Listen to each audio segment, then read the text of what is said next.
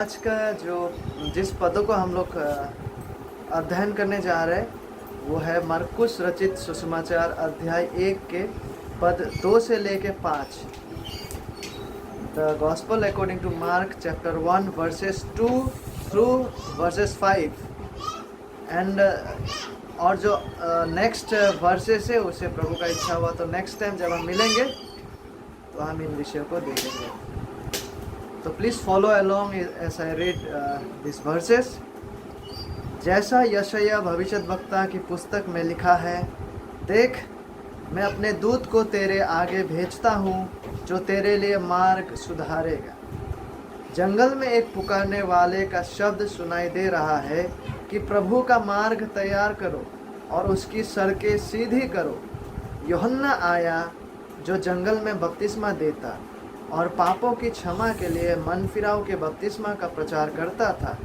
सारे यहूदिया प्रदेश के और यरूशलेम के सब रहने वाले निकलकर उसके पास गए और अपने पापों को मानकर यरदन नदी में उससे बपतिस्मा लिया। यह परमेश्वर का वचन है और आज हमारा विषय यही है। जिन पदों को आपने देखे हैं, सुने हैं, और जो मुख्य विषय को हम यहाँ देख पाते हैं, जो टॉपिक हमारा आज का रहेगा वो है मसीहा का आने का प्रतिज्ञा, ऐलान और प्रस्तुति। हालांकि यह सच्चाई को हम 8 पदों तक देख पाते हैं और आज का पहला भाग केवल रहेगा और अगला जो विषय है जिसे हम पद 6 से पाते हैं 8 तक, उसे प्रभु का इच्छा हुआ तो नेक्स्ट टाइम जब हम मार्क के स्टडी में मिलेंगे तो उन पदों को तब हम देखेंगे। तो आज पहला भाग है इस विषय का, मसीहा का आने का प्रतिज्ञा, ऐलान और प्रस्तुति, जिसमें से हम इन विषयों को देख पाएंगे जिसे मैंने रूपरेखा के रूप में दिए हैं, आउटलाइन के रूप में।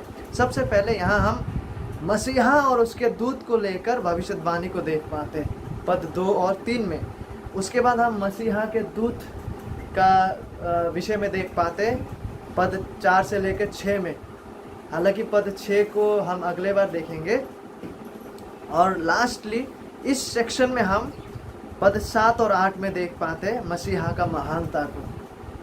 हालांकि वहाँ पे हम मसीहा के दूत का नम्रता को भी देख पाते हैं, लेकिन वो मसीहा का महानता का जिक्र वहाँ करते हैं। तो विषय है मसीहा का आने का प्रतिज्ञा, ऐलान और प्रस्तुति।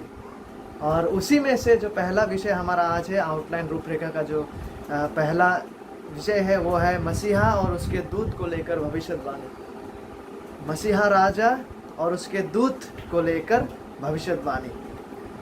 मरकुस अपने इस लेख में शुरू इस प्रकार से करता है, पुराना नियम का कोट करते हुए।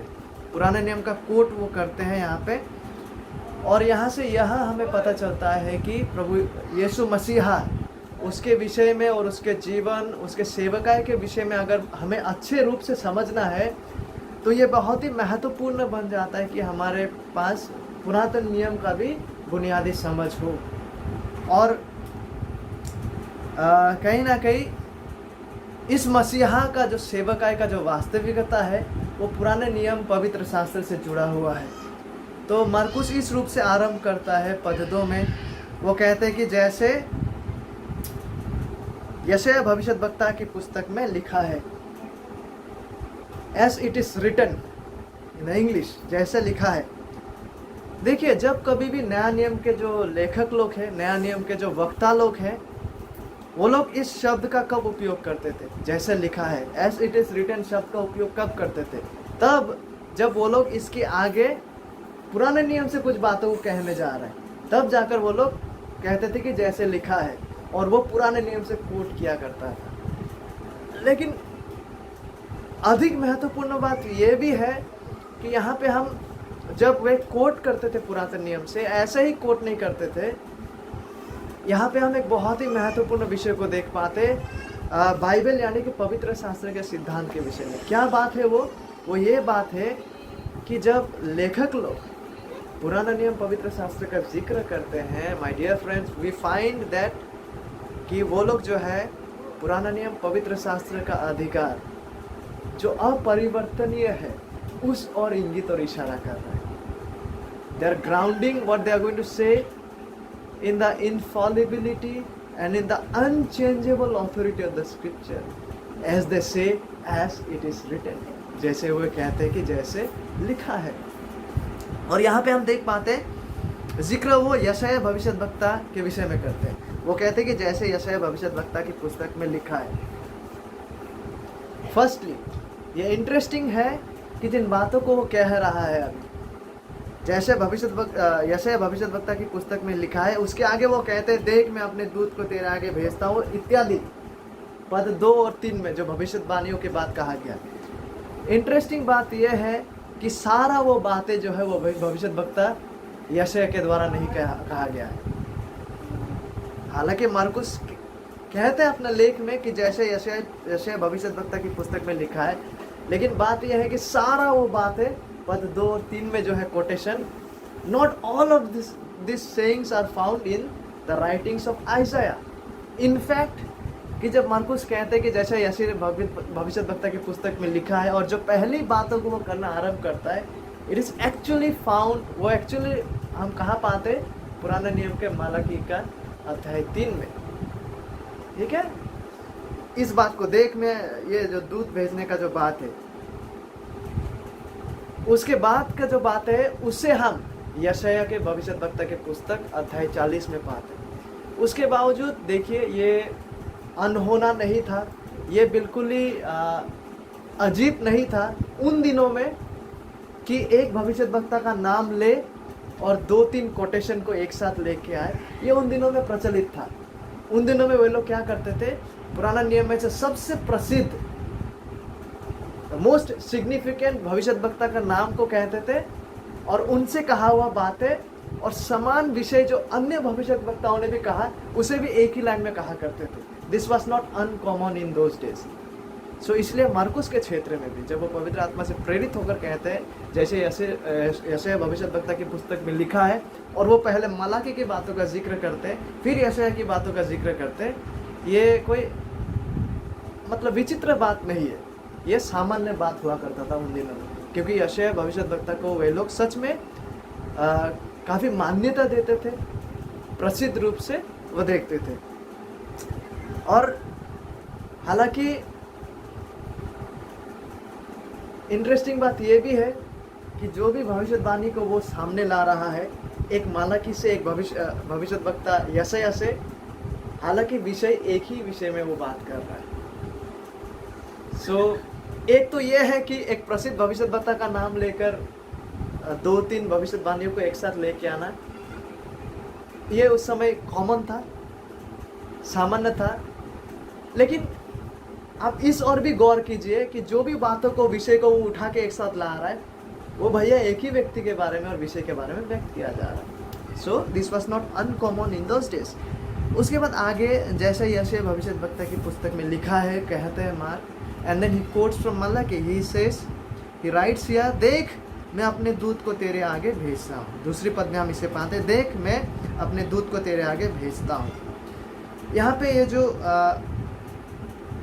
नाउन और प्रोनाउन को यूज़ किया गया है, ठीक है, जिसके विषय में संबोधित करते हुए बातों को कहा जा रहा है, जरा सा केंद्र इसमें डालते हैं। सबसे पहले देख मैं लिखा गया, मैं अपना दूत, ये मैं कौन है? अवश्य यह है जो है मलाकी 3 अध्याय में हम जान पाते हैं, यह मैं जो है यहोवा को दर्शाते हैं। और यहोवा कहते हैं कि अपना दूत, और ये दूत कौन है? ये यहोवा का दूत है, जिसके बारे में जब हम पद 4 से पढ़ने लगते हैं हम वहाँ पे इसका नाम का जिक्र को पाते हैं। और तेरे आगे भेजता हूँ, ये तेरे कौन है? फिर यशायाह कहते, यशायाह भविष्य मलाकी के जो कोटेशन को मार्कुस कर रहा होता है यहाँ पे, देख मैं अपना दूत को तेरे आगे भेजता हूँ। सबसे पहले मैं शब्द का उपयोग किया गया जो कि यहोवा का दर्शाता है। दूत कौन है? ये वही है जिसके बारे में, जिसके नाम को हम पद 4 से पाते, जो कि यूहन्ना बपतिस्मा देने वाले हैं। और यहाँ पे लिखा है कि तेरे आगे भेजता हूँ। ये तेरे कौन है? कौन है तेरे?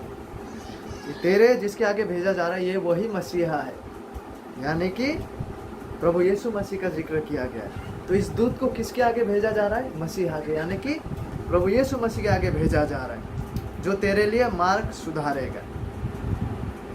तो इस कोटेशन के द्वारा जो है एक दूत के रूप में, मसीहा के दूत के रूप में, यहोवा के दूत के रूप में जो मसीहा के आगे आने को है, इस रूप से मरकुस जो है वो यूहन्ना बपतिस्मा देने वाले का परिचय को देते, एक भविष्यवाणी को सामने लाते हुए। और उन दिनों में दूत कौन हुआ करता था? दूत फोर रनर या मैसेंजर जिसे हम कह सकते हैं। हमारा मोबाइल वाला मैसेंजर नहीं, ठीक है। ये दूत या व्यक्ति वो हुआ करता था जो राजा के आने से पहले, राजा अगर कहीं पे जाने को है, राजा का उस निर्दिष्ट जगह में राजा का आगमन से पहले ये दूत जो है वो उस राह में जाता था और राजा के आने के लिए मार्ग को प्रस्तुत करता था, राजा के आने का घोषणा को करता था और देखता था कि क्या सब कुछ सटीक है कि राजा यहाँ पे आने को है।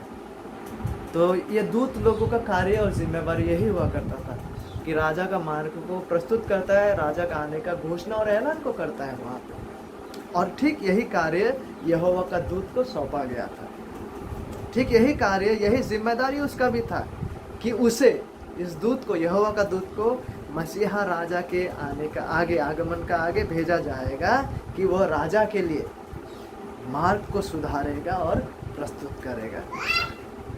और इस सुधार और प्रस्तुति का कार्य को ये जो यहोवा का दूत है वो किस प्रकार करने जा रहा था?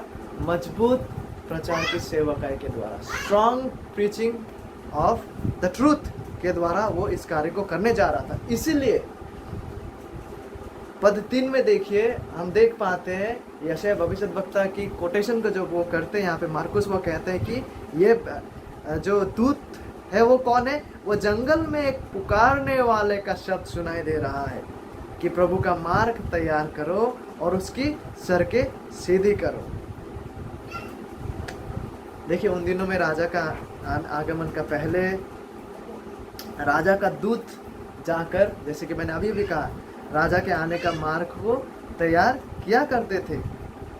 इसी प्रकार यहोवा का यह जो दूत है जिसके बारे में भविष्यवाणी यहाँ किया जा रहा है, वो मसीहा का आगमन, मसीहा का आने से पहले उसे भेजा गया ताकि मसीहा राजा के लिए वो मार्ग को तैयार करे। वही बातें यहाँ कहा जा रहा है, जंगल में एक पुकारने वाला का शब्द सुनाई दे रहा है कि प्रभु का मार्ग तैयार करो और उसकी सड़कें सीधी करो। लेकिन यूहन्ना को जो ये जिम्मेवारी और ये कार्य दिया गया था, इस दूत को, वो किस प्रकार से अपना इस कार्य को निभाने जा रहा था? राजा का आने से पहले उसका जो ये जिम्मेवारी सौंपा गया था राजा का लिए मार्ग को प्रस्तुत करने, so how was he going to do this task? वो इस कार्य को कैसा करने जा रहा था? राजा का आने से पहले उस मार्ग में सारा गंदगी को साफ करने के द्वारा नहीं, उस मार्ग में कहीं पे अगर खड्डा है वहाँ पे खड्डा को मरम्मती करने के द्वारा नहीं, वो राह में अगर कहीं पर कुछ गंदगी फैला हुआ है उस गंदगियों को उठा के कहीं डस्टबिन में डालने के द्वारा नहीं, वरन कैसे? लोगों का जीवन का जो गंदगी है, लोगों का जीवन का जो मन की कठोरता और अविश्वास है, उसको हटाने का प्रयास करने के द्वारा, ठीक है। वो रास्ता में जो जंगल झाड़ है उसको साफ करने के द्वारा नहीं, रास्ता में कोई खड्डा का मरम्मती करने के द्वारा नहीं, रास्ता में अगर कोई कहीं पर कीचड़ गंदगी है उसको मिटाने के द्वारा नहीं, मुख्य रूप से वो उसका जिम्मेवारी नहीं था, वरन उस समय उन लोगों का जो हृदय में जो गंदगी था, हृदय में जो एक कठोरता था, हृदय में जो अविश्वास था, ठीक है, उसको हटाने और मिटाने का प्रयास के द्वारा जो है यह मसीहा का दूत मसीहा का आगमन के लिए राह को प्रस्तुत करने जा रहा था। इसलिए उसे जंगल में पुकारने वाला का शब्द सुनाई दे रहा है कहकर उसका कार्य और उसका जिम्मेवारी को संबोधित किया गया है, ठीक है। और आगे देखिए, यहाँ पे तीसरे पद में हम देख पाते हैं, जंगल में एक पुकारने वाले का शब्द सुनाई दे रहा है कि प्रभु का मार्ग तैयार करो, प्रभु का मार्ग तैयार करो। और देखिए, यह मार्ग का तैयारी, जैसे मैंने अभी अभी कहा ना, ये मार्ग का तैयारी, जैसे हमारे देशों में क्या होता है, जब कोई भी नेता आएंगे उससे पहले खड्डा का मरम्मती करते हैं, कहीं पे अगर कोई ब्रिज में अगर ठीक से कंस्ट्रक्शन नहीं हुआ उसका मरम्मती करते हैं इत्यादि। लेकिन इनका जो जिम्मेवारी था, इस दूत का जो जिम्मेवारी था कि प्रभु का मार्ग को तैयार करने के लिए, यह तैयारी किस प्रकार से आरंभ होता था, यह तैयारी किस प्रकार से होना था। यह तैयारी मुख्य रूप से सड़कों को, वो शारीरिक जो सड़कें हैं, ठीक है, हमारे गांव के सड़कें जो है, हमारे शहर के सड़कें जो है, वो सड़क को मरम्मती करने के द्वारा नहीं, वरन ये जो प्रभु का मार्ग को तैयार करने का जो वास्तविकता है, ये इस प्रकार से होने जा रहा था कि लोगों को अपने पाप से मन फेरने के द्वारा, ठीक है, और धार्मिकता की ओर हो लेने के द्वारा अपने अपने जीवनों का मार्ग को सुधारने को था। इसलिए वो कहते हैं कि प्रभु का मार्ग को तैयार करो और उसकी सड़कें सीधी करो। तो ये प्रभु के लिए मार्ग किस प्रकार तैयार होने जा रहा था? लोगों का जीवन में जो पाप है उससे फेर कर, ठीक है, धार्मिकता की ओर हो लेने के द्वारा, और साथ ही साथ उसकी सड़कें सीधी करो। यानी जो सड़कें सीधी नहीं है, जो आत्मिक रूप से जीवन का राह है, जो जीवन का चलने का जो रवैया है, जो सही नहीं है, जो कुटिल स्थिति में है, उसे सीधा, अर्थात परमेश्वर को जिस तरह भाता है, ठीक है, पवित्रता की ओर करने के द्वारा जो है, इस प्रकार से लोग जो है मसीहा को स्वीकारने के लिए, मसीहा के आगमन के लिए खुद को तैयार करने को था। और मसीहा का यह दूत, उनके बारे में कहा गया है कि यह एक पुकारने वाला जन है, यह यूहन्ना बपतिस्मा देने वाला है। यूहन्ना बपतिस्मा देने वाले के बारे में कहा गया है, जो जंगल के क्षेत्र में से उन लोगों को यह प्रचार कर रहे थे, उन लोगों को प्रचार कर रहे थे, उन लोगों के सम्मुख इस प्रचार को रख रहे थे, जो उनके प्रचार को सुनने के लिए उस क्षेत्र में आया कर रहे थे, ठीक है। और इन्होंने जो है, मसीहा का जो दूत ने जो है, उन्होंने ऊंचे शब्द में पुकारते हुए, क्योंकि देखिए ये शब्द यहाँ पे कहा गया, जंगल में वो एक पुकारने वाला है और उसका शब्द सुनाई दे रहा है। मतलब कैन यू इमेजिन कि उसका जो प्रचार है, उसका जो प्रचार कर, जिस प्रकार से वो पुकार रहा था और इन बातों को कह रहा था, वाकई में ये बहुत ही ऊंचे शब्द से, very loudly and very strongly, बहुत ही मजबूत तरीके से इन्होंने पुकारते हुए, ठीक है, पापियों को मन फेरते और मसीहा उद्धारकर्ता का खोज करने, खुद को मसीहा उद्धारकर्ता के आगमन के लिए प्रस्तुत करने के लिए उन्होंने लोगों को संबोधित किया। So in a very strongly, very loudly and in a very fiery way, बहुत ही मजबूत तरीके से इन्होंने जो है, इनके शब्द जो है, पुकारते हुए उन्होंने पापियों को संबोधित किया कि वे मन फिराए और मसीहा के आने का, मसीहा को खोजे और मसीहा का आने के लिए, मसीहा को स्वीकारने के लिए अपने अपने मनों को तैयार करें। और यहाँ पे इस भविष्यवाणी में, यहाँ पे मैंने जो रूपरेखा को दिया था वो मसीहा और उसके दूत को लेकर भविष्यवाणी है। यहाँ पे हम मसीहा के दूत का भविष्यवाणी को देख पाते और साथ ही साथ मसीहा का भविष्यवाणी को भी हम यहाँ देख पाते, और मुख्य रूप से मसीहा को लेकर किस विषय को हम यहाँ देख पाते। यहाँ पे हम वो मसीहा जो आने को है उसका भविष्यवाणी तो हम देख पाते ही है, क्योंकि कहा गया कि तेरे आगे उस दूत को भेजा जाएगा जो प्रभु का मार्ग को सुधारेगा, प्रभु के लिए मार्ग तैयार करेगा। तो यहाँ पे तो ऑलरेडी प्रभु का जिक्र है और मसीहा का जिक्र को हम पाते, लेकिन जिस विषय में मैं केंद्र डालना चाहता हूँ यहाँ पे, वो मसीहा के गुण के विषय में। यहाँ पे ना ही केवल मसीहा के दूत जो उसके आगे आना था उसके बारे में जिक्र किया गया, लेकिन साथ ही साथ यहाँ पे हम मसीहा का ईश्वरीय गुण को भी देख पाते, मसीहा का ईश्वरीय प्रकृति को भी हम देख पाते कि जो मसीहा आना था, जिस मसीहा के विषय में इन्होंने मार्ग को तैयार किया, वो मसीहा कौन थे? वो मसीहा स्वयं परमेश्वर है। How do we know that? आइए लेट्स रीड इट। मरकुस 1 अध्याय 2 पद में जो बातें हैं, ठीक है, उसका जिक्र को हम सबसे पहले इस भविष्यवाणी को मलाकी 3 अध्याय 1 पद में पाते हैं। If you want you can turn with me to Malachi में हम आए, अध्याय 3 पद 1 का पहले भाग, ठीक है, मलाकी अध्याय 3 पद 1 का पहले भाग। मार्कुस में भी हाथ को बनाए रखेगा, हम लोग क्रॉस चेक करेंगे, ठीक है। मलाकी 3 अध्याय 1 पद में देखिए क्या लिखा हुआ है। सबसे पहले भाग जो है लिखा हुआ है, देखो मैं अपना दूत को भेजता हूँ और वो मार्ग को मेरे आगे सुधारेगा। ओके, इतना तक। यहाँ पे मार्ग को किसके आगे सुधारेगा? तेरे आगे नहीं। रीड मलाकी 3:1। मार्ग को मेरे आगे सुधारेगा। और ये मेरे कौन है? यहाँ पे मलाकी का कॉन्टेक्स्ट में यहोवा है। And come back to Mark, मरकुस में 1 अध्याय 2 पद में हम आए, देख मैं अपने दूत को तेरे आगे भेजता हूँ। यहाँ पे लिखा है तेरे आगे भेजता हूँ। इससे पहले मालाकी में क्या कहा गया है? मेरे आगे भेजता हूँ। मालाकी कहते हैं मेरे यानी कि यहोवा के, और मरकुस के यहाँ पे वो कहते हैं उसी भविष्यवाणी को लेकर कि तेरे आगे भेजता हूँ। तो मरकुस क्या कोई गलती से तेरे लिख दिया है क्या? नहीं, पवित्र आत्मा के प्रेरणा से हम लोग यह विश्वास करते हैं कि बाइबल में कोई भी गलती और भूल चूक नहीं है। This Infallible inherent word of God, authoritative. तो ये कोई संजोत से नहीं, ये कोई इत्तेफाक से नहीं कि मार्कुस ने यहाँ पे तेरे लिखा, वरन हम यह देख पाते हैं कि ये तेरे जो है ना वो वही है जिसके बारे में मेरे कहा गया है मलाकी।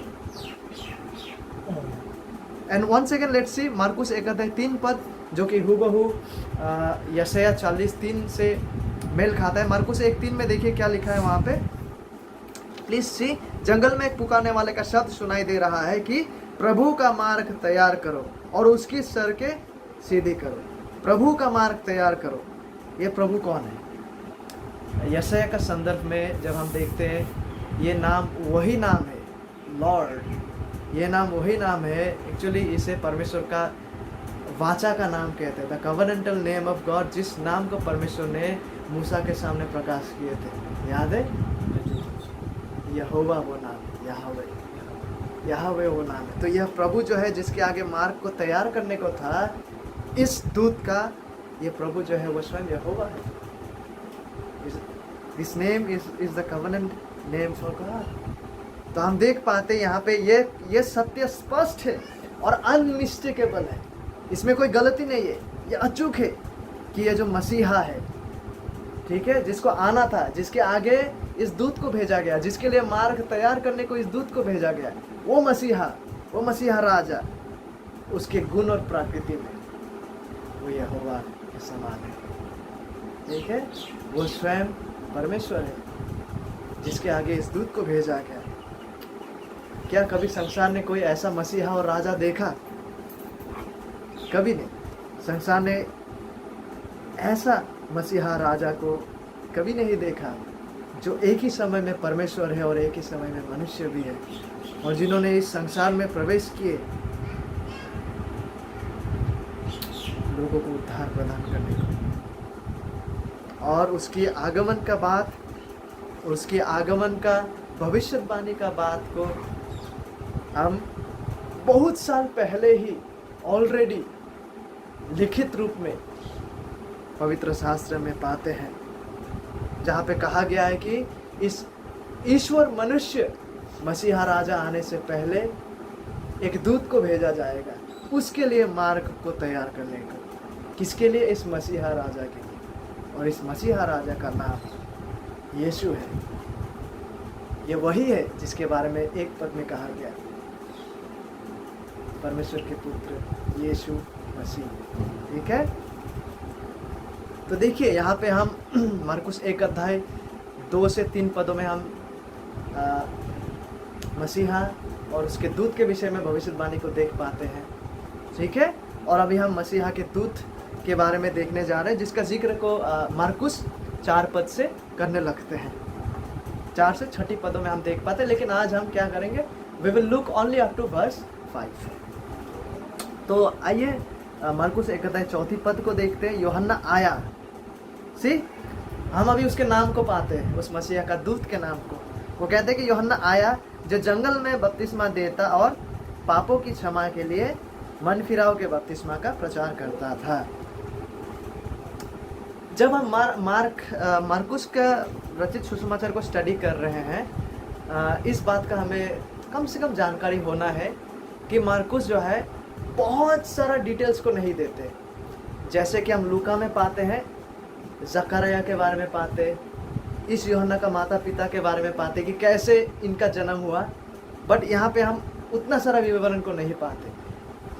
बिकॉज मार्कुस जो है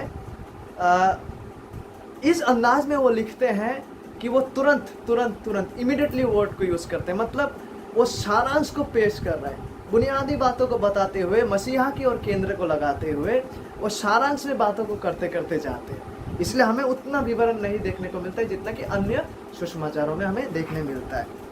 सबसे पहली बात, at least this we need to know as we study the gospel according to Mark. और यहाँ पे देखिए मार्कुस हमें उस मसीहा के दूत का नाम को देते हैं, उसका नाम है यूहन्ना।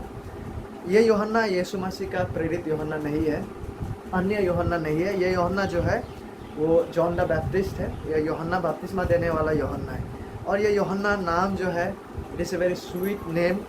इस नाम का मतलब है कि यहोवा अनुग्रहकारी है। It's a very beautiful name and the name means कि यहोवा अनुग्रहकारी है। और देखिए यहाँ पे कहा गया है कि वह जंगल में बपतिस्मा देता है। ये यूहन्ना जो है वो आया और जंगल में बपतिस्मा देता है। ये जंगल शब्द को देखिए इससे पहले भी उपयोग किया गया है।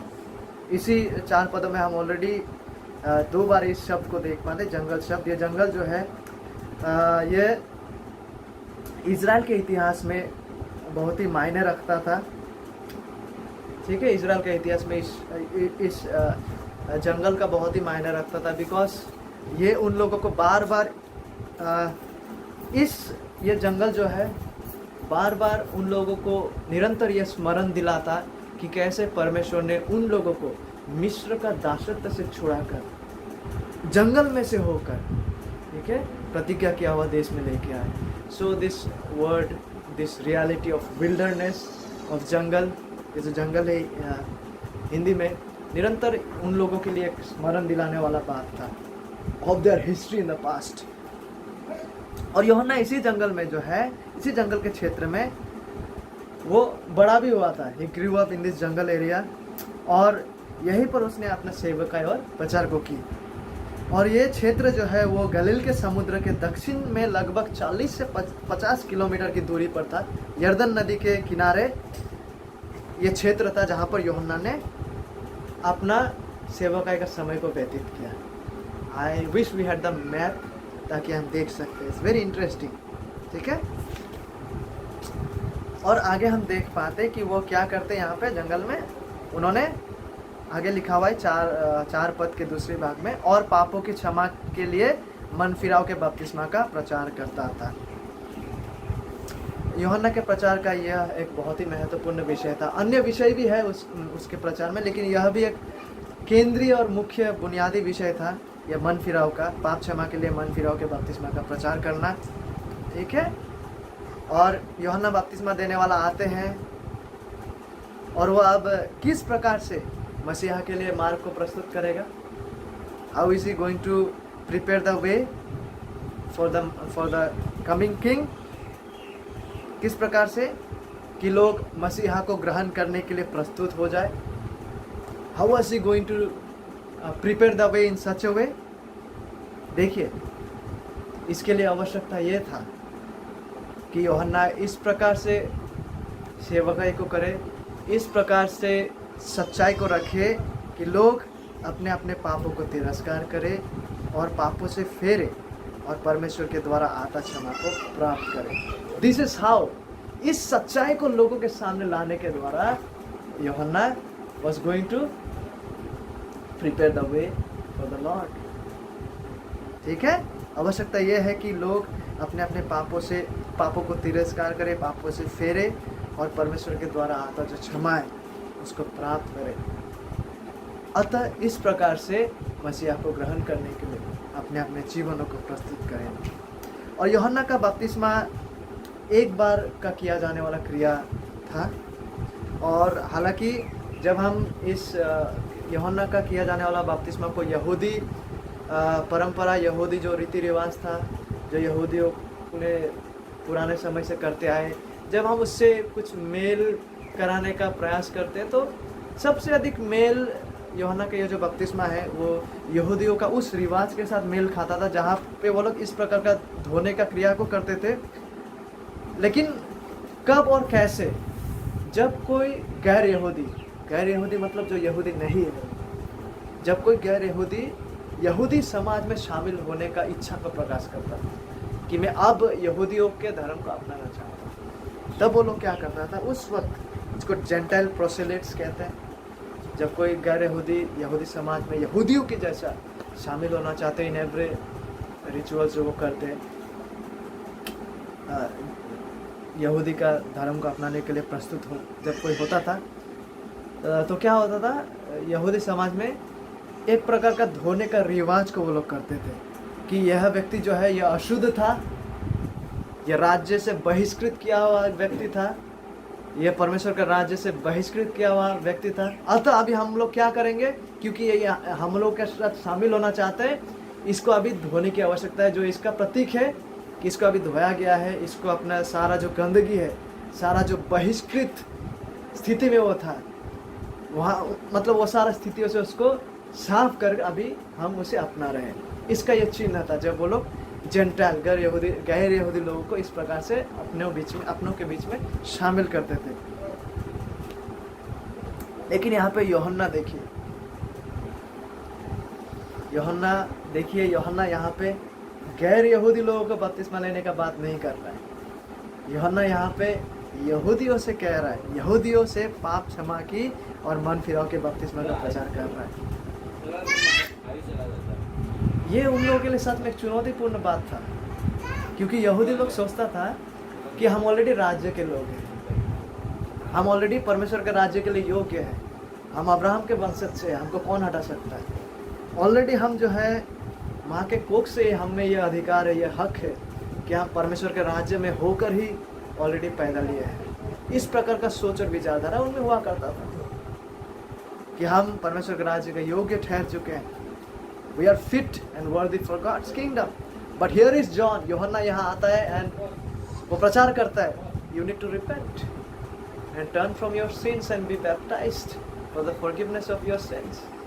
यूहन्ना जब इस प्रकार से यहूदियों को प्रचार कर रहा है, ये उनके लिए एक फटकार था। यहूदियों के लिए एक अर्थ में यूहन्ना कह रहा है कि आप गैर यहूदियों से किसी भी हिस्से में कम नहीं है।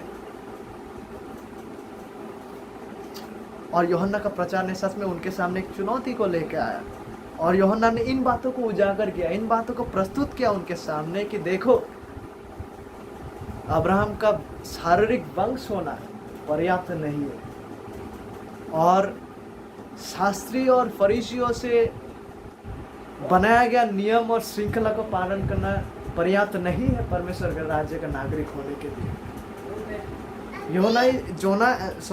John is by his preaching he is showing this realities कि देखो, it is not enough to be the physical descendant of Abraham. It is not enough कि कुछ फरीसी और सदुकी और शास्त्रियों का नियम व्यवस्था का पालन करें, वरन जिस वास्तविकता का आवश्यकता था वो यह है कि चाहे आप यहूदी हो या गैर यहूदी, कोई फर्क नहीं पड़ता, और ना ही अब्राहम के शारीरिक संतान होना आपको ऑलरेडी राज्य के नागरिक बनाते, वरन जिस वास्तविकता का आवश्यकता था वो यह है कि एक व्यक्ति का मन का सच्चा परिवर्तन का आवश्यकता था। It is not the external hereditary or the external rituals that a person follows, but जिस सच्चाई का आवश्यकता था वो है एक व्यक्ति का मन का सच्चा परिवर्तन, एक व्यक्ति का हृदय और उसका इच्छा, उसका अंतरात्मा में सच्चा बदलाव की आवश्यकता का मांग था परमेश्वर के राज्य के नागरिक बनने के लिए। इन्हीं वास्तविकता और इन्हीं सच्चाई को यूहन्ना यहूदियों के सामने लाता है। और यहाँ पे जिस शब्द का उपयोग किया गया है मन फिराव शब्द का अर्थ है कि सत्यता से, जेन्युइन तरीके से पाप से फेर कर स्वयं को परमेश्वर की ओर कर लेना, पाप से फेर कर स्वयं को परमेश्वर की ओर कर लेना। और सच्चा मन फिराव में एक व्यक्ति का प्रकृति का भी परिवर्तन शामिल है। जिस प्रकृति को हम जिस प्रकृति और पतित स्वभाव को हम आदम से पाते हैं ना, तो सच्चा मन फिराव में वो प्रकृति भी बदलते हैं। ठीक है, वो प्रकृति का बदलना भी शामिल है, जिसके फलस्वरूप हमारा बाहरी व्यवहार भी बदलने लगता है। और जब किसी के जीवन में इस प्रकार से परिवर्तन घटते हैं, यह परमेश्वर का अनुग्रह का कार्य है उसके जीवन में। ठीक है, और जब मन फिराव का बात को यहाँ पे उपयोग किया गया है, मन फिराव केवल किसी का सोच विचारधारा का बदलाव नहीं है। सोच विचारधारा तो बदलेंगे ही जब मन परिवर्तन होता है, मन फेरते हो, लेकिन केवल उतना तक ही सीमित नहीं है। मन फिराव जो है, जब कोई पाप से मन फेरता है और परमेश्वर की ओर हो लेता है, इसमें केवल मानसिक सोच विचारधारा का, राय का बदलाव केवल नहीं है, लेकिन उससे कहीं अधिक यह पाप से फेर कर उन विचारधाराओं का बदलते हुए अपने जीवन को संपूर्ण रूप से परमेश्वर का प्रभुत्व का अधीन में समर्पण करना भी शामिल है। It is a total commitment to God, और परमेश्वर के सामर्थ्य से, परमेश्वर के अनुग्रह पे निर्भरशील होकर परमेश्वर की इच्छा और परमेश्वर के लोगों के न्याय जीवन जीना को दर्शाते हैं। ठीक है, सच्चा मन फिराव में यह बातें शामिल है। पाप से फेरना, परमेश्वर की ओर हो लेना। But what is it, how does it look? इसमें केवल राय विचारधाराओं का बदलना नहीं है मानसिक रूप से, वो होते ही है, लेकिन उससे कहीं अधिक अपने जीवन को संपूर्ण रूप से परमेश्वर के प्रभुत्व के, परमेश्वर के नेतृत्व के अधीन में समर्पण करना शामिल है। और साथ ही साथ परमेश्वर की इच्छा के अनुरूप, परमेश्वर के अनुग्रह पे निर्भरशील होकर, परमेश्वर के सामर्थ्य पे निर्भरशील होकर, परमेश्वर की इच्छा के अनुरूप जीवन जीना, परमेश्वर के लोगों के न्याय, उस योग्य जीवन जीना जिस योग्य बुलाहट के द्वारा हमें बुलाया गया। और इस रूप से जीवन जीने से किसी भी हिस्से में अगर कम पाया गया है, तो वहाँ पे मन फिराव की आवश्यकता है, वहाँ पे मन फिराव की मांग हमारे सामने उपस्थित होते हैं। तो देखिए, सच्चा मन फिराव में ये तमाम बातें शामिल है जिस मन फिराव के लिए यूहन्ना पुकार रहे थे, प्रचार कर रहे थे। और यहाँ पे देखिए वो ये भी कहते हैं कि और पापों की क्षमा के लिए मन फिराव का बपतिस्मा का प्रचार वो करता था। देखिए, बाहरी रूप से बपतिस्मा जब वो दिए भी है उन दिनों में, और बाहरी रूप से जब बपतिस्मा कोई लेते हैं, ये बपतिस्मा लेने के द्वारा, ये शारीरिक बपतिस्मा लेने के द्वारा किसी का जीवन में मन फिराव उत्पन्न नहीं होता है। ये गलतफहमी शायद किसी में हो सकता है। वो लोग सोच सकते हैं कि अगर कोई मन फिराव पाना चाहता है तो पानी में डुबकी लगाओ, तो आपका पाप धुल जाएगा और आप में मन फिराव प्रवेश करेगा। वो पानी में डूबने के द्वारा आप में मन फिराव उत्पन्न वो करेगा, नहीं। पानी में डूबना इसमें कोई जादू टोना वाला विषय नहीं है कि आप घुस गए और आपका मन फिराव उत्पन्न वहाँ से हो गया, बात वो नहीं है। लेकिन फिर क्यों यूहन्ना पानी में बपतिस्मा लेने का बातों को कर रहे थे यहाँ पे? ताकि लोग सच में मन फिराए और उनके जीवन में अगर सच में वो बदलावट घटा है, उसको बाहरी रूप से प्रदर्शित करने के लिए, जैसे गैर यहूदी लोग यहूदी समाज में जब प्रवेश करते थे, क्या करते थे? बाहरी रूप से क्लेंजिंग को करते थे, वो धोने का रिवाज की ओर से गुजरते थे बाहरी रूप से, जो ये दिखाता था कि देखो मैं अभी धुल चुका हूँ, जो वास्तविकता मुझ में हुआ है, मैं मन से तुम्हारे बीच में शामिल हो रहा हूँ। In the same way and much more than that, जब कोई यहूदी सच में यूहन्ना के द्वारा प्रचार को स्वीकार के मन फेर कर उसके पास आते, और मन फिराव अगर सच में घटा है तो इसको बाहरी रूप से प्रदर्शित करने के लिए वो लोग यूहन्ना के द्वारा बपतिस्मा को लेते थे। तो ये बपतिस्मा जो है वो एक फल के रूप में वो लोग लेते थे कि सच में मेरे जीवन में ये घटे हैं, इसको अभी चिन्ह के रूप में मैं प्रदर्शित कर रहा हूँ। उसी प्रकार से बपतिस्मा लेना पहला तो है मन फिराव को उत्पन्न नहीं करता, वरन मन फिराव घटे हैं बोल के वो लोग बपतिस्मा ले रहे थे। और दूसरी बात है कि पानी में बपतिस्मा लेने के द्वारा किसी का पाप क्षमा नहीं होते हैं। तो दूसरी बात है, ऐसा हम ना सोचे कि पानी में डुबकी लगाए तो मेरा बाहरी गंदगी धुल जाता है, लेकिन इसका मतलब ये नहीं है कि मेरा पाप भी धुल जाते हैं। This is not what is taught here. इसमें ये बातें सिखाया नहीं गया, वरन बपतिस्मा का कार्य जो है उसे इसलिए लिया गया है और एक बार कि जब कोई व्यक्ति सच में मन फेर कर उस आने वाला मसीहा पे विश्वास किए, यूहन्ना का प्रचार को ग्रहण किए और परमेश्वर की ओर हो लिए, पाप क्षमा वहाँ पे है। पाप क्षमा परमेश्वर की ओर हो लेने पर, मन फेरने के द्वारा। और जब ये घटे हैं, अभी इसको बाहरी रूप से प्रदर्शित करने के लिए बपतिस्मा को लिया जाता था, बपतिस्मा का मांग को किया गया। So are we clear in this? पाप क्षमा is only given by God. जब कोई मन फेरते हुए सच्चा प्रचार को विश्वास के द्वारा परमेश्वर के पास पाप क्षमा के लिए आते हैं, तो पाप क्षमा परमेश्वर के पास है। ये उस मसीहा में सच्चा विश्वास के द्वारा होता है जब हम मन फेरते हैं। एंड देन जब ये घटे हैं तो इसको बाहरी रूप से एक प्रतीक के रूप में, एक सिंबल के रूप में प्रदर्शित करने के लिए इस बपतिस्मा को लिया जाता था। ठीक है, आई होप हम लोग समझ रहे हैं। और देखिए यहाँ पे यूहन्ना ने पापों की क्षमा के लिए मन फिराव के बपतिस्मा का प्रचार किया। 4 पद के देखिए, 4 पद में आखिरी हिस्से में देखिए वो शब्द उपयोग किया गया जहाँ पे उसने पाप क्षमा के लिए, पापों की क्षमा के लिए मन फिराव के बपतिस्मा का प्रचार किया। इस शब्द की ओर गौर कीजिए जहाँ पे लिखा हुआ है प्रचार किया। ये प्रचार शब्द का अर्थ क्या है? प्रचार करना मतलब क्या है? इसका मतलब है कुछ विषय का घोषणा करना, ऐलान करना को दर्शाते।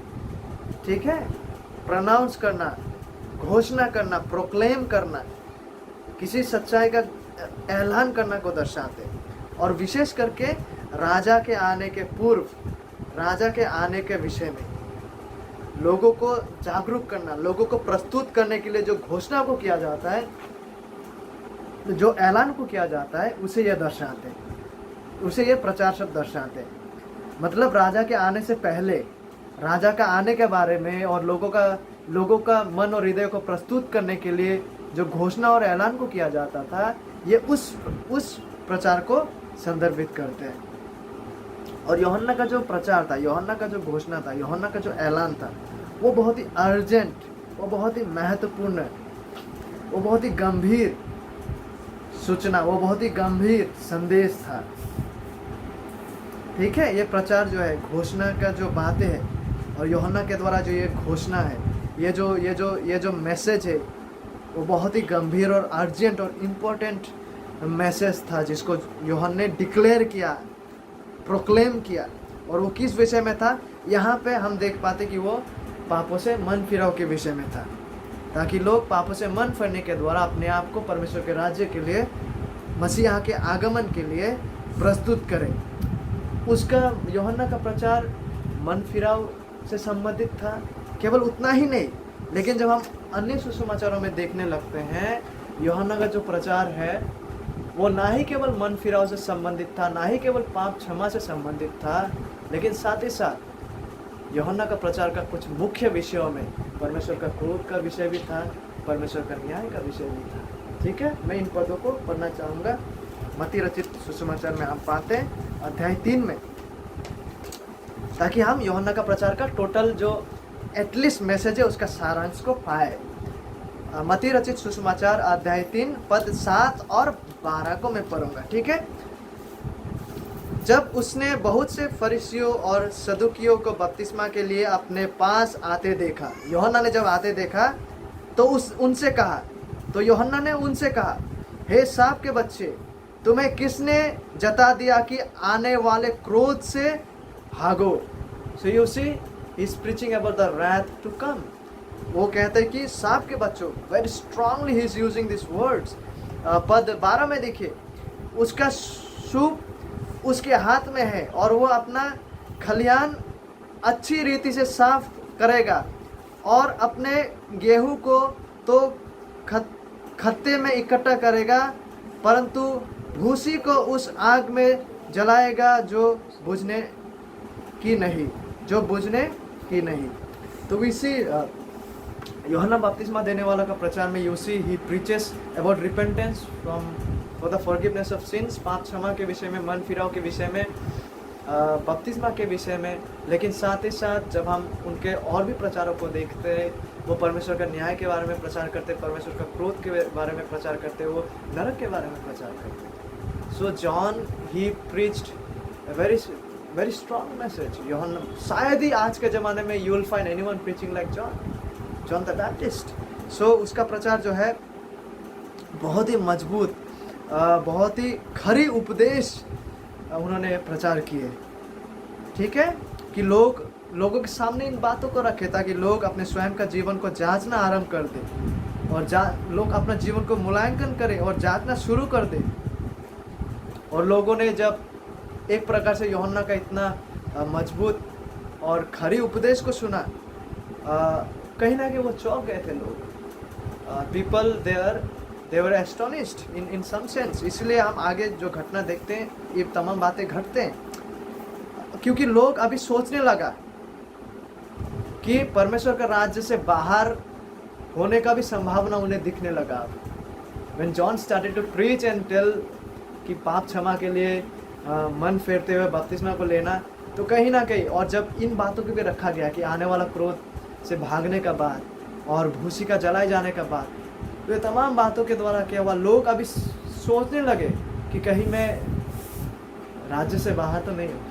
राज्य से बाहर होने का संभावना, इससे पहले वो लोग सोचते थे कि हम तो 100% राज्य में ही जन्मे, but now through the true preaching of God's judgement, of repentance from sins, of hell, लोग अभी इस संभावना को देखने लगे कि कहीं मैं राज्य से बाहर तो नहीं।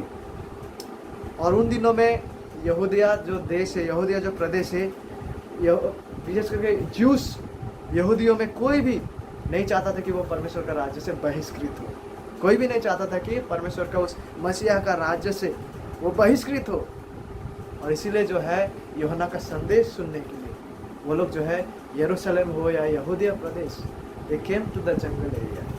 वो जंगल में आए यूहन्ना का उपदेश को, यूहन्ना का प्रचार को सुनने के लिए। और मार्कुस 1:5 हमसे कहते हैं, सारे यहूदिया प्रदेश के और यरूशलेम के सब रहने वाले निकलकर उसके पास गए और अपने पापों को मानकर यरदन नदी में उससे बपतिस्मा लिया। तो सो मेनी पीपल, बहुत सारे लोग जॉन के पास आए, यूहन्ना के पास आए, और वो लोग एक अर्थ में, एक प्रकार से अपने पापों को मान रहे थे और यूहन्ना के द्वारा उन लोगों ने बपतिस्मा को भी प्राप्त किया। और मानिए ऐसा लगने लग रहा है कि सच में यहाँ पे बहुत बड़ा रिवाइवल घट रहा है, सच में यहाँ पे बहुत बड़ा मतलब मन परिवर्तन घट रहा है, बेदारी घट रहा है नहीं, रिवाइवल घट रहा है। लेकिन कहीं ना कहीं जब हम अंत तक पढ़ते हैं, मरकुस का शुरू में अभी हमें, जब हम अंत तक पढ़ते हैं, अन्य सुसमाचार में भी जब हम अंत में पढ़ते हैं, हम देख पाते हैं कि यहाँ पे जो ऐसा लग रहा था कि इतने सारे लोग मसीहा को ग्रहण करने के लिए प्रस्तुत हो गए और आ रहे, एक अर्थ में अपने पापों को मान रहे, बपतिस्मा ले रहा है, ऐसा प्रतीत होने लग सकता है कि वो लोग मसीहा को स्वीकारने के लिए सब इकट्ठा हो गए। लेकिन कहीं ना कहीं जब हम कहानी के अंत की ओर जाते तो हम देख पाते हैं कि जो लोग यहाँ पे आए थे, इनमें से अधिकांश लोगों का जो पाप को मानना था, इनमें से अधिकांश लोगों का जो एक प्रकार से वहाँ पे आना था, वो सच्चा मन फिराव नहीं था। वो सच्चा मन फिराव नहीं था। वह आए तो यूहन्ना के पास, यस दे केम, लेकिन हम अंत की ओर देख पाते हैं, हम बीच में देख पाते हैं, कहानी के सुसमाचार के बीच में हम देख पाते हैं कि उन लोगों ने उस मसीहा राजा को स्वीकार नहीं किया, वरन उस मसीहा राजा का उन लोगों ने तिरस्कार किया, उन लोगों ने परित्याग किया उस मसीहा राजा को, जिस मसीहा राजा की ओर यूहन्ना का संपूर्ण सेवा का इशारा कर रहा था, जिस मसीहा राजा के लिए यूहन्ना को भेजा गया। इन लोगों ने उस मसीहा राजा को, हालांकि यहाँ लग सकता है कि इतने सारे लोग आ रहा है वहाँ, बट टुवर्ड्स द एंड हम देख पाते हैं कि अधिकांश लोगों का जो पाप का मानना था वो सच्चा नहीं था, क्योंकि इन लोगों ने यूहन्ना के पास तो आया, लेकिन आखिरकार इन लोगों ने उस मसीहा राजा को परित्याग किया, उस मसीहा राजा को क्रूसीकृत होने के लिए उन लोगों ने पुकारा। जिस मसीहा राजा को लेकर यूहन्ना का संपूर्ण सेवकाई जड़ित और केंद्रित था। So as we come to the end today, काफ़ी महत्वपूर्ण बातों का हम आज देखें। So this is very important कि हमारा जीवनों में भी जब हम परमेश्वर का वचन के आधार पे अपने जीवनों को जांचने लगे कि हमारा मन फिरा और हमारा विश्वास भी सच्चा हो। क्योंकि ऐसा तो बहुत सारा लोग बाहरी रूप से आए थे कुछ समय के लिए, फॉर सम मोमेंट, जैसे चट्टान में गिरा हुआ बीज, जैसे झाड़ियों में गिरा हुआ बीज किस तरह कुछ समय के लिए एक प्रकार का आनंद, एक प्रकार का पाप को मानना, एक प्रकार का विश्वास जो सच्चा नहीं है को प्रदर्शित करते हुए वे लोग तो आए थे, बट आखिरकार they rejected the Christ, the Son of God. So जैसे जैसे हम इन सच्चाई की ओर देखते हैं तो how is our faith today, हमारा विश्वास आज कैसा है, हमारा मन फिराव कैसा है, क्या हमने वाकई में अपने पापों से मन फेरते हुए इस मसीहा राजा के प्रति सच्चा विश्वास किया है। हमें कैसा पता होगा कि हमारा मन फिराव सच्चा है? हमारा जीवन अब संपूर्ण रूप से परमेश्वर की ओर समर्पित हो, उनके वचनों की ओर, और उनका इच्छा का पालन करना और उनको महिमा पहुंचाना हमारा जीवनों का सर्वश्रेष्ठ लक्ष्य, चाहत और उद्देश्य होगा। और हमारा हृदय का ये भूख और प्यास होगा कि हम उस योग्य चले जिस योग्य उसने चलने के लिए हमें बुलाया। हालांकि हम ठोकर खा सकते हैं जीवन में, लेकिन जब कभी भी हम ठोकर खाएंगे और गिरेंगे, हम शोकित होंगे और दोबारा परमेश्वर के पास आएंगे और उनसे क्षमा मांगते हुए कहेंगे, प्रभु दोबारा से आपके उद्धार का हर्ष मुझे लौटा दे। मेरे मन में, मेरे जीवन में एक ऐसी हृदय उत्पन्न कर, एक ऐसी चाहत उत्पन्न कर जो आपके प्रति संतुष्ट है, और मुझ में एक ऐसा चाहत को डाल प्रभु, और ऐसा सामर्थ मुझे दे आपके अनुग्रह में कि मैं आपको आनंदित करते हुए, आपको प्रसन्न करते हुए, आपके लोग, आपके संतान के रूप में अपना जीवन को व्यतीत कर सकें। परमेश्वर के अनुग्रह में यह हम सभी का जीवन का वास्तविकता बनते जाए। Let us pray.